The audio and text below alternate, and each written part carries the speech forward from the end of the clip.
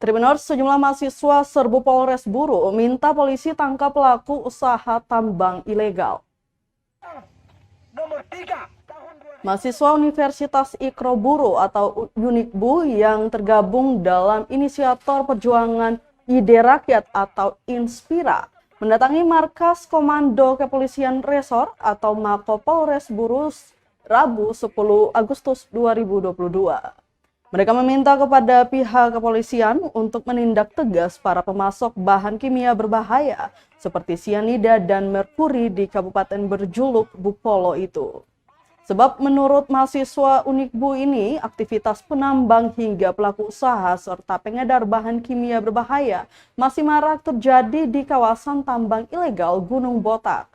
Salah satu pendemo Mursal Sowakil dalam orasinya di depan Mapolres Buru mengatakan aktivitas penambangan marak terjadi di lokasi tambang emas itu merupakan satu pelanggaran hukum.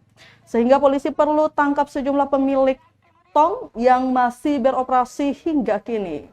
Senada dengan itu, pendemo lain Nasrun Buton menegaskan terkait aktivitas di Gunung Botak tidak terlepas dari mafia serta tindak kejahatan dari orang-orang yang sengaja merusak lingkungan.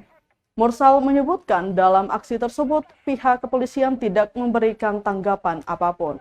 Sehingga mereka menegaskan apabila tentunya tidak diindahkan maka akan dilanjutkan aksinya pada Senin besok dengan massa yang begitu banyak. Sengaja menggunakan bahan kimia berbahaya untuk merusak regenerasi muda di Kabupaten Buru.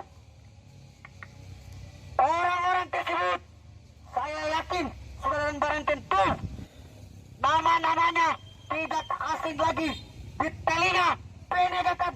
Terima kasih sudah nonton. Jangan lupa like, subscribe, dan share ya.